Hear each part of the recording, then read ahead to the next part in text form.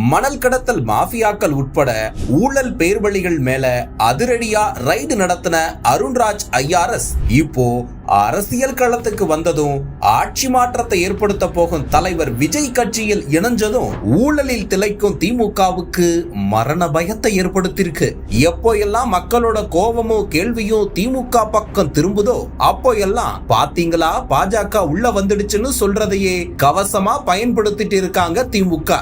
உண்மையில பெரியார் மண்ணுல பாஜகவுக்கு அடித்தளம் போட்டு கொடுத்ததே திமுக தான். ஆட்சியை காப்பாத்திக்க எதையும் செய்யும் அற்ப அரசியலுக்கு கருணாநிதி தான் முன்னோடி. நாடு முழுவதும் ரத யாத்திரை போன மதவாத பாஜக கூட கூட்டணி வச்சு 1999 நாடாளுமன்ற தேர்தல்ல நேர்மையின் அடையாளமா விளங்கும் ஐயா நல்ல கண்ணுவ பாஜக வேட்பாளர்கள் கிட்ட தோற்க வச்சது யாரு தெரியுமா? திமுக தான். அது மட்டும் இல்ல, ஒரே ஒரு எம்எல்ஏ மட்டுமே வச்சிருந்த பாஜகவுக்கு 21 தொகுதிகளை 2001 தேர்தல்ல தூக்கி கொடுத்து ஹெச் ராஜா உள்ளிட்ட 4 எம்எல்ஏக்களை தமிழ்நாடு சட்டமன்றத்துக்குள்ள அழைச்சிட்டு வந்ததும் திமுக தான். திமுக இருக்கும் வரை தமிழ்நாட்டுல பாஜகவை நுழைய விட மாட்டோம்னு இன்னைக்கு பேட்டி கொடுக்கும் ராசாவுக்கு முதல்ல வாங்கின மத்திய அமைச்சர் பதவியே பாஜக கொடுத்ததுதான். பாசிச மோடின்னு சொல்லும் திமுக 2002 குஜராத் கலவரத்துல இஸ்லாமியர்களை கொன்னு குவிக்கப்பட்ட போதும் பாஜக கூட்டணியில இருந்தது திமுக.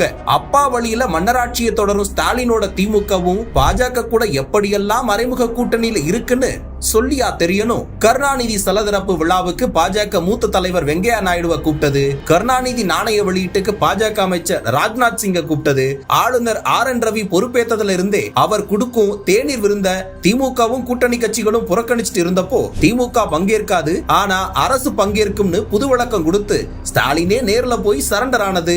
நிதி ஆயோக் கூட்டத்துல 3 ஆண்டுகளா புறக்கணிச்சிட்டு டாஸ்மாக் ஊழல் அம்பலமானதும் நேர்ல போயிட்டு மோடி கிட்ட மண்டியிட்டது.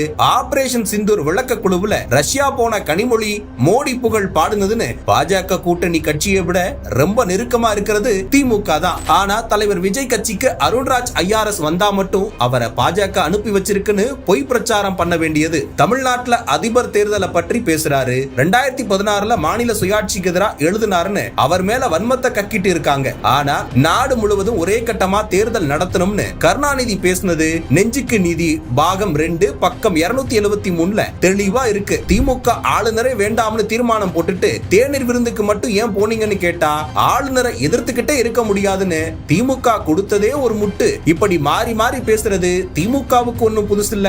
ஆனா அருண்ராஜ் மட்டும் குறிவைக்கப்படுறாரு. வெளியில பாஜக எதிர்ப்பும் உள்ள மறைமுக கூட்டணியும் வச்சுக்கிட்டு தமிழ்நாடு மக்களை ஏமாத்திட்டு வரும் திமுக தந்திரத்தை உடைச்ச ஒரே தலைவர் விஜய் அவர்கள் தான். அவரோட அருண்ராஜ் ஐஆர்எஸ் போன்ற ஆளுமைகளும் சேர்ந்தா திமுக பயப்படாம என்ன செய்யும்?